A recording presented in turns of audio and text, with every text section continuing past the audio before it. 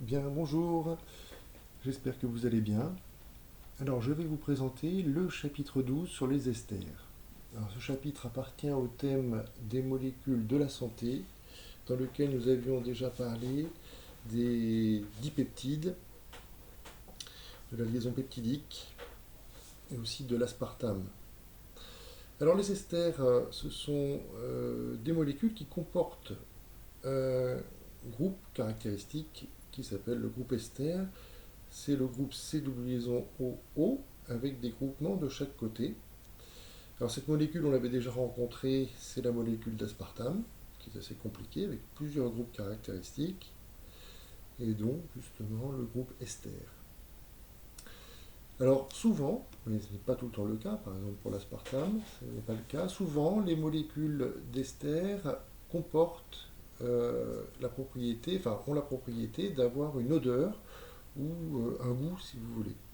Alors on va la rencontrer dans beaucoup de produits consommables, par exemple les poires, le vin, etc.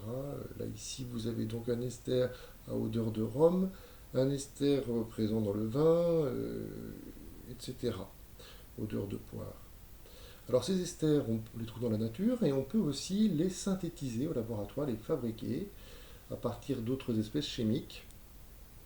Et on peut obtenir les mêmes molécules que les espèces qui existent dans la nature, mais aussi en créer de nouvelles. Alors il y a donc comme ça pas mal d'arômes artificiels. Lorsque ces arômes n'existent pas dans la nature, on appelle ça des arômes artificiels en général. Et bon, voilà, donc dans beaucoup de produits, il y a des arômes artificiels ou bien naturels, mais qui ont été synthétisés. C'est naturel entre guillemets, si vous voulez. Voilà, alors on va s'intéresser justement à la synthèse de ces esters et au laboratoire. Donc quand on veut faire une synthèse, on a déjà vu ça dans la synthèse peptidique. Et pour faire une synthèse, pardon, on utilise un chauffage à reflux. D'accord. Et donc dans le ballon, on introduit le mélange réactionnel et ensuite on va chauffer pour que la synthèse ait lieu, la réaction chimique puisse se faire. Alors quels sont les réactifs? Eh bien pour réaliser un ester, il faut un acide carboxylique et un alcool. Alors les acides carboxyliques, vous vous souvenez, la formule générale, c'est R. R, c'est un groupement carboné en général. R, C double liaison O, OH, qu'on peut écrire comme ça. C'est le groupe carboxyle ici que vous voyez. Plus un alcool, les alcools c'est avec le groupe hydroxyle OH. Alors je l'écris à l'envers, donc c'est HO. Et un autre groupe carboné ici, R'. Donc là ici on a l'acide carboxylique.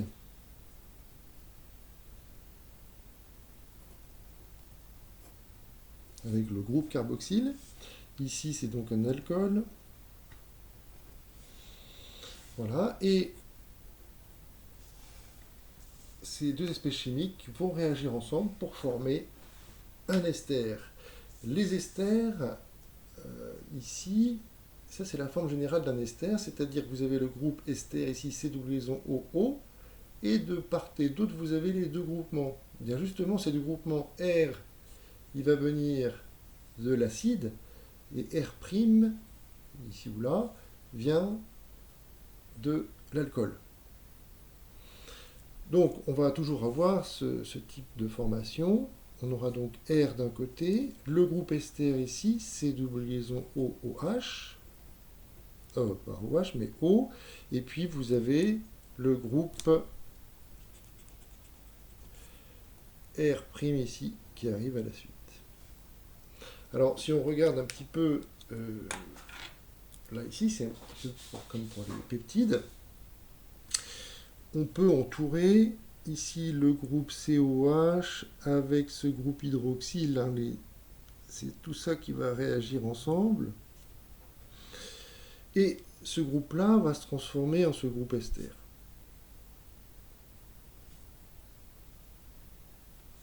Voilà. Alors, on voit tout de suite qu'il n'y a pas le bon nombre d'atomes. Ici, il y a un seul atome de carbone. Bon, là, il y en a un. Il y a 2 oxygènes ici, plus un là, ça fait 3. Et là, il n'y en a que 2. Il y a un atome d'hydrogène là, un atome d'hydrogène ici, ça fait 2. Or, ici, il n'y en a plus. Donc, il manque un atome d'oxygène et 2 atomes d'hydrogène. Et on a déjà rencontré ce cas, on sait qu'il se forme de l'eau. Donc, ces atomes ne disparaissent pas, mais vont former la molécule H2O. Donc, lors d'une estérification, il y a la production de l'ester, ici c'est l'ester, et de l'eau. Donc, l'équation générale, c'est acide carboxylique plus alcool qui se transforme en ester plus de l'eau. Voilà. Donc, très bien, on va voir cet exemple, un exemple plus concret. Ici, l'acide carboxylique avec 1, 2, 3, 4 atomes de carbone, d'accord, une chaîne carbonée de 4 atomes de carbone. Ici, un alcool avec 2 atomes de carbone. Donc là, ici, on reconnaît, ça c'est le groupe R, et ça c'est le groupe R'. On peut aussi entourer, comme tout à l'heure. Voilà, comme cela. Donc, au milieu, on va obtenir le COOH. C'est pas COH, c'est COO, pardon. Le groupe ester. Et puis ici, donc je vais réécrire la chaîne carbonée qui vient de l'acide.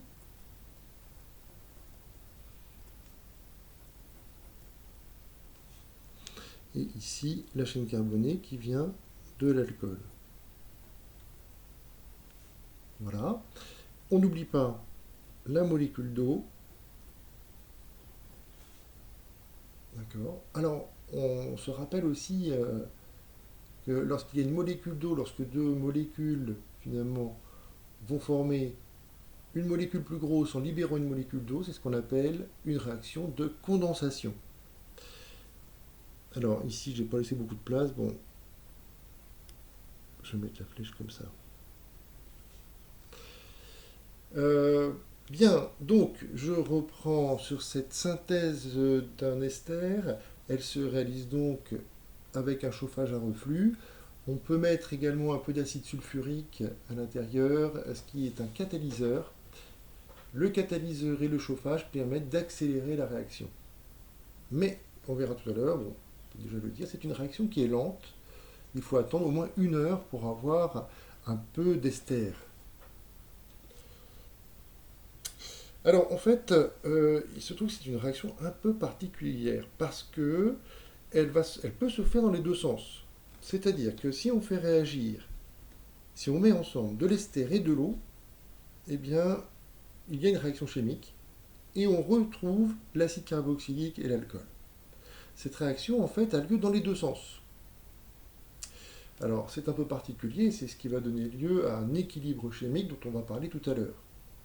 En tout cas, pour le moment, on admet, donc si on met de l'ester et de l'eau dans le ballon, on va obtenir à ce moment-là la réaction inverse et on appelle ça à ce moment-là une hydrolyse puisque c'est l'ester qui va être coupé par une molécule d'eau. Alors, c'est donc ce qu'on va faire pour la suite ici. Alors, l'hydrolyse d'un ester. Donc, l'hydrolyse de l'ester, je pars de l'ester, R, C, double liaison O, O, R', plus de l'eau. Et il va se transformer donc en acide et en alcool. C'est-à-dire que la molécule ici va être coupée à cet endroit-là. La partie de la molécule à gauche ici, avec le C double liaison O, va donner justement l'acide carboxylique. R, C double liaison O, donc OH, plus de ce côté-là, c'est l'alcool. On va rajouter un HO ici. Et puis, c'est tout. La molécule d'eau, les atomes de la molécule d'eau sont venus ici pour compléter. C'est vraiment la réaction inverse de la précédente. Voilà, alors un exemple plus concret ici, vous avez donc l'ester avec de cette manière-là. On peut donc imaginer la coupure ici. Là où il y a le COO, alors il faut faire attention parce que ne pas se tromper de sens. La molécule pourrait être écrite dans l'autre sens. Là ici, si je formais la molécule, quand c'est écrit COO, ça veut dire C double liaison O. Donc on a cette formule-là qui apparaît. Et donc, si vous voulez, la coupure, elle se fait là. Et on voit que c'est bien la partie gauche ici qui va donner l'acide, et non pas la partie droite. Pourquoi? Parce qu'il y a le C double liaison O à gauche. Donc, au final, on aura bien CH3, CH2, C double liaison O, OH, plus l'alcool, HO, CH3. Voilà. Alors, ces deux réactions pouvant se faire dans les deux sens, c'est un petit peu ennuyeux d'écrire une seule flèche comme ça.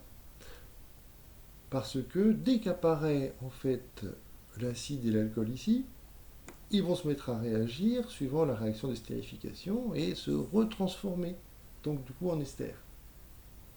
Donc si vous voulez faire la réaction d'hydrolyse, vous allez former l'acide carboxylique et l'alcool au fur et à mesure, mais eux-mêmes vont réagir au fur et à mesure pour vous donner l'ester.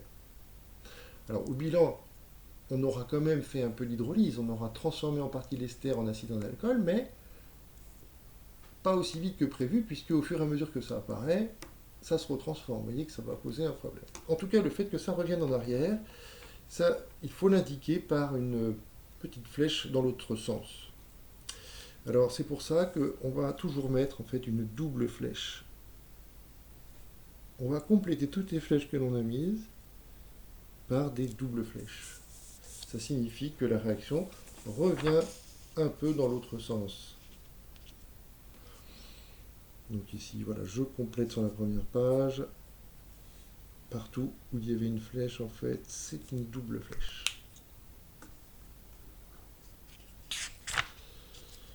Voilà, alors on va maintenant, on reviendra tout à l'heure sur cette histoire de réaction qui va dans les deux sens. Pour le moment, on va s'intéresser à la nomenclature des esters, c'est-à-dire comment on leur donne des noms. Alors pour cela, on doit se servir d'abord du nom des alcanes que vous avez déjà vu. Vous savez que lorsqu'il y a un seul carbone, on appelle cela le méthane, 2 carbones éthane, 3 propane, ensuite butane, pentane, hexane. Il faut les connaître par cœur. Alors le nombre d'atomes, là on aurait pu le mettre dans le tableau, nombre d'atomes C de carbone.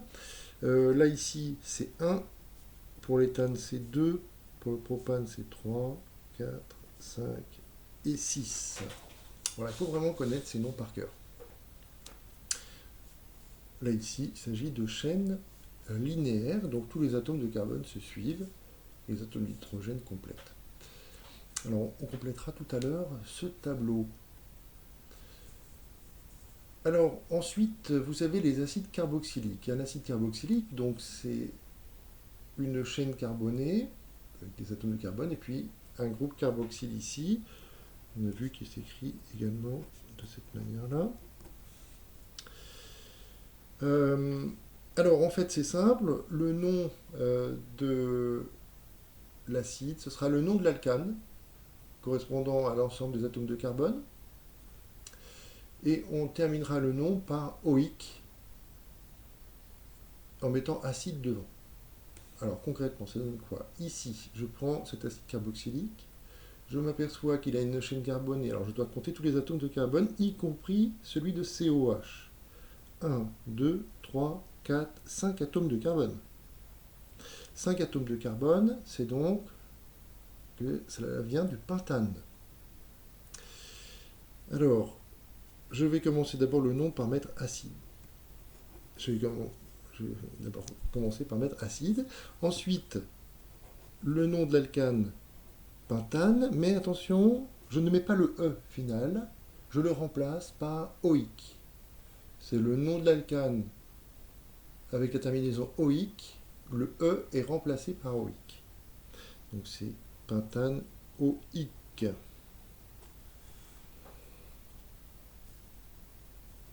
Voilà.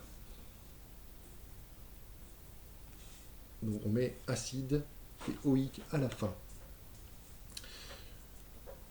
Bon, par exemple, si je donne l'acide dans l'autre sens, hein, ça peut se faire aussi dans l'autre sens, l'acide éthanoïque. L'acide éthanoïque, éthane, c'est 2 atomes de carbone. Donc, je dois mettre 2 atomes de carbone. Alors, il y a le bout de chaîne, ce sera le CH3 forcément. Ensuite, C. Et là, j'ai terminé. Alors, je dois d'abord mettre le C double liaison O, OH. C double liaison O, OH. Et là, je m'aperçois que sur ce carbone, je n'ai pas d'autres atomes d'hydrogène à mettre, puisqu'il y a déjà 1, 2, 3, 4 liaisons. 4 liaisons maximum par atome de carbone. Donc ici, j'ai bien 2 atomes de carbone. Vous voyez qu'il faut compter l'atome de carbone du groupe carboxyle. Alors, un autre cas particulier, peut-être un peu plus délicat, c'est lorsqu'il y a un seul atome de carbone. Par exemple, l'acide méthanoïque. Donc, un seul atome de carbone, méthane. Alors, j'ai un seul atome de carbone, et je dois mettre dessus, du coup, le groupe caractéristique COOH. Donc, C double liaison O, OH. Alors, j'ai combien de liaisons? 1, 2, 3. Il en reste une à faire. Eh bien, il va la faire avec un atome d'hydrogène. Je n'ai pas d'autres atomes de carbone à mettre, puisque c'est méthanoïque, un seul atome de carbone.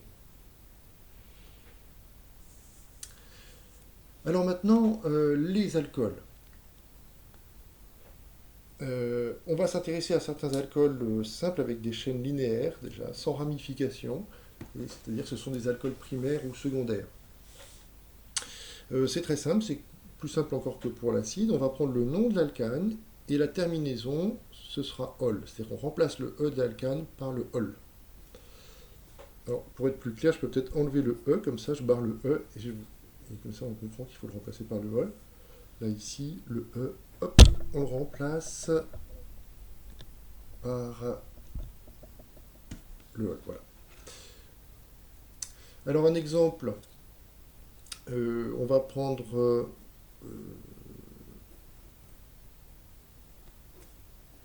admettons celui-ci. Alors ici, on a donc clairement 2 atomes de carbone. 2 atomes de carbone, d'après le tableau, c'est donc éthane. Et donc, c'est simplement l'éthanol.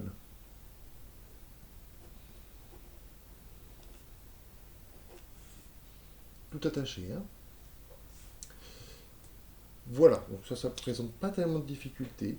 Alors, il peut arriver qu'en fait, le groupe hydroxyle, ici, soit en fait dans la chaîne carbonée, c'est-à-dire pas en bout de chaîne, mais dedans, lorsque la chaîne est plus longue.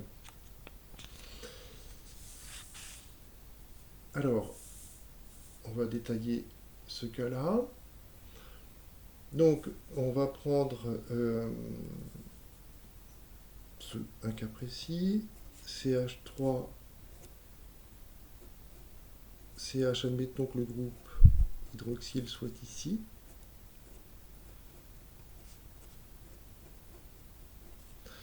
Voilà donc cet alcool. Alors, je dois d'abord regarder la chaîne carbonée. Ici, vous voyez qu'il y a 1, 2, 3, 4 atomes de carbone. Donc, c'est le butane. Hein. Le nom de l'alcane, c'est butane. Et puis, c'est a priori un butanol, puisqu'il se termine par ol à cause du groupe hydroxyle. Simplement, on doit préciser où se trouve le OH, parce qu'il pourrait très bien être en bout de chaîne. Alors on va préciser sa place en numérotant les atomes de carbone. Alors je les numérote, donc c'est le 1, le 2, le 3 et le 4. Je m'aperçois donc que le OH est sur le numéro 2. Donc finalement, le nom, ce sera le nom de l'alcane, suivi du numéro de position et en terminant par ol. Alors attendez, excusez-moi, c'est pas radical ici, c'est le nom de l'alcane. Hein.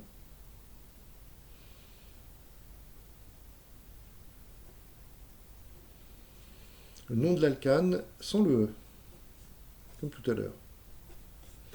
Alors donc on a dit que c'était le butane, donc c'est butane. On va mettre un tiret, on donne le numéro de tiret à nouveau ol.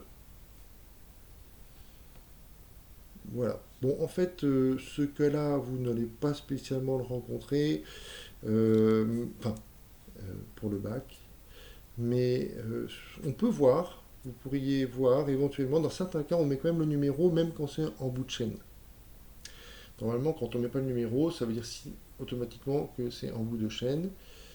Bon, par exemple, si vous voulez faire le butane 1-ol, ce qu'on peut appeler simplement le butanol, ce serait donc la chaîne complète.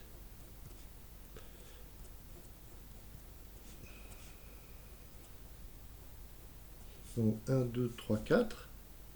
Et je termine par OH.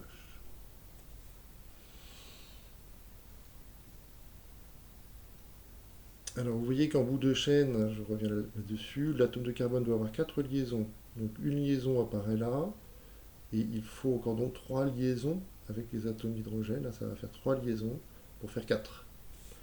Quand on est au contraire dans la chaîne, on a déjà 2 liaisons de chaque côté pour les atomes de carbone, pour lier les atomes de carbone.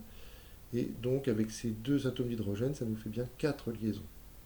1, 2, 3, 4 avec les 2 atomes d'hydrogène. Ici au bout, on a donc une liaison avec l'atome de carbone, une liaison carbone-oxygène, et ensuite les 2 atomes d'hydrogène, ça fait bien 1, 2, 3, 4 aussi liaisons pour cet atome de carbone-là. Bon, alors pour les numéros, on pourrait très bien numéroter dans l'autre sens. Si on numérote dans l'autre sens, ça va faire 1, 2, 3, 4. À ce moment-là, vous voyez qu'on sera en position 3. Alors c'est embêtant, on a mis butane 2-ol, mais finalement si on numérote dans l'autre sens, on pourrait mettre butane 3-ol. Bon, en fait c'est la même chose, on pourrait éventuellement mettre butane 3-ol, mais on s'arrange pour numéroter la chaîne de telle sorte que le numéro soit toujours le plus petit possible. Donc c'est ça la convention qui est utilisée. Voilà, mais c'est pas bien grave si on se trompe de sens. Bon, de toute façon, c'est pas quelque chose que vous devez travailler particulièrement là pour ce chapitre. Alors maintenant les esters, eh bien les esters. Comme on a vu qu'on les synthétise avec un acide carboxylique et un alcool, le nom de l'ester va venir également du nom de l'acide et du nom de l'alcool. On va prendre le nom de l'acide, sauf qu'il va se terminer par oat. On va prendre le nom de l'alcool et ça va se terminer par il. Alors, je vais donner un exemple tout de suite, après je réexpliquerai peut-être un peu plus, parce que les explications peuvent s'avérer un petit peu fastidieuses pour rentrer dans les détails, alors que c'est finalement assez simple. Alors l'acide éthanoïque et le méthanol vont se transformer donc en ester, et ça va être l'ester éthane. Vous voyez que ça commence exactement pareil que pour acide éthanoïque, je ne mets pas l'acide, hein, parce que ça ne sera plus un acide. Éthane, et je transforme le OIC par OAT, hein, radical de l'acide. Donc le radical, j'entends par là, c'est ce terme-là, éthane, et je transforme le OIC en OAT. Éthanoate, on met un petit 2, Et ensuite, on va terminer par le nom de l'alcool, mais on le transforme un peu. C'est en fait, au lieu de mettre anol, ça va se terminer par il. Et ça fera donc de méthyle.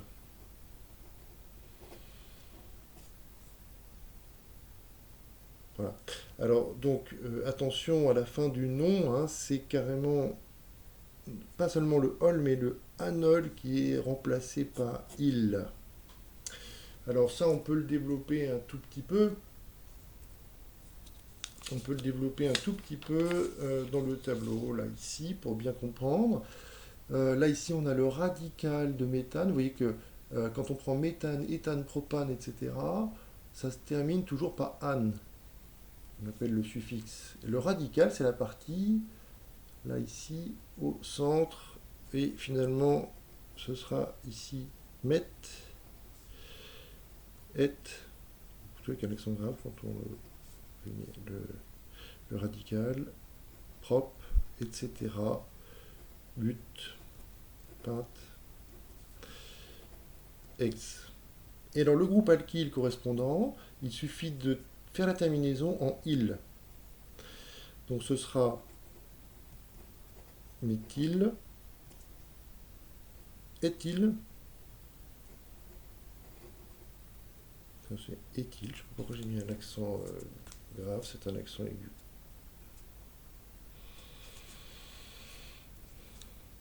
Ensuite, propyle, etc. Vous voyez, donc butyl, pentyl, hexyle. Voilà, c'est ce qu'on appelle les groupes alkyles. Alors, finalement, si je reviens, donc vous voyez que là c'était le méthanol, ça vient du méthane, et on reprend, on garde simplement le radical qui est meth, et on termine par il, méthyle. Voilà, il faut s'habituer un petit peu à ça, c'est un petit peu la difficulté là, peut-être. Alors, un autre exemple ici, dans l'autre sens, on nous donne l'ester, propanoate d'éthyle. Donc, la partie gauche, c'est l'acide qui vient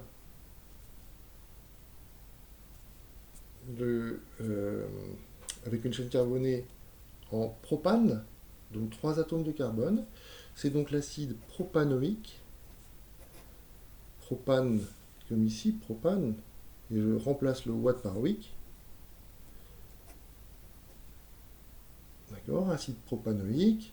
Et puis, éthyle, ça vient de éthane, donc éthanol.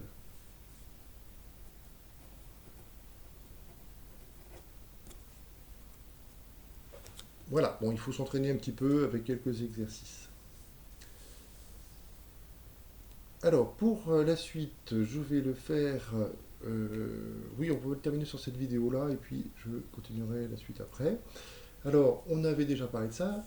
Il y a ce qu'on appelle un équilibre d'estérification-hydrolyse. Parce qu'on l'avait vu, la réaction d'estérification, c'est-à-dire la transformation de l'acide carboxylique et l'alcool en ester et eau, peut avoir lieu dans l'autre sens également, c'est-à-dire l'ester plus de l'eau redonne l'acide carboxylique et l'alcool. Donc là, c'est la même équation que celle qu'on avait déjà notée, sous sa forme générale, l'acide carboxylique avec l'alcool. On a donc une double flèche, très importante, l'ester et l'eau. Et là, donc, c'est ça qui est fondamental ici, hein, c'est cette double flèche là qui va nous intéresser, qui fait qu'en fait, on ne va jamais arriver à transformer complètement les réactifs, d'accord? Parce qu'admettons qu'on transforme tout, hein, on met, admettons, une mole d'acide et une mole d'alcool ensemble. Si tout réagissait, on n'aurait plus rien du tout. On aurait donc tout transformé et on n'aurait que l'ester et de l'eau. On aurait même d'ailleurs une mole d'ester et une mole d'eau. Mais comme on l'a vu, l'ester et l'eau réagissent ensemble, et donc finalement, puisque c'est dans le mélange réactionnel et qu'on chauffe, eh bien la réaction d'hydrolyse va avoir lieu, et ça va revenir dans l'autre sens. Ce qui est bien que l'ester se retransforme en acide. Alors, les choses ne sont pas l'une après l'autre comme ça, elles se font en même temps. C'est-à-dire, dès qu'on commence à faire l'ester et l'eau, eh bien, ils commencent aussi à réagir ensemble et à se retransformer. Voilà, ce qui fait qu'on n'arrive jamais au bout de la réaction d'estérification ou d'hydrolyse. C'est une réaction qu'on appelle limitée. Il restera toujours des réactifs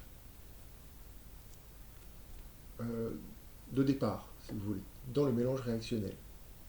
Donc à la fin d'une réaction d'estérification, il reste encore de l'acide carboxylique et de l'alcool. La réaction n'est donc pas totale, on dit qu'elle est limitée. Et deuxième caractéristique, c'est une réaction qui est lente. Il faut attendre au moins 1 heure pour arriver dans son état final, à l'état final de la réaction. D'accord? Donc on retiendra bien là ce qui est noté en rouge, la réaction n'est pas totale, elle est limitée donc.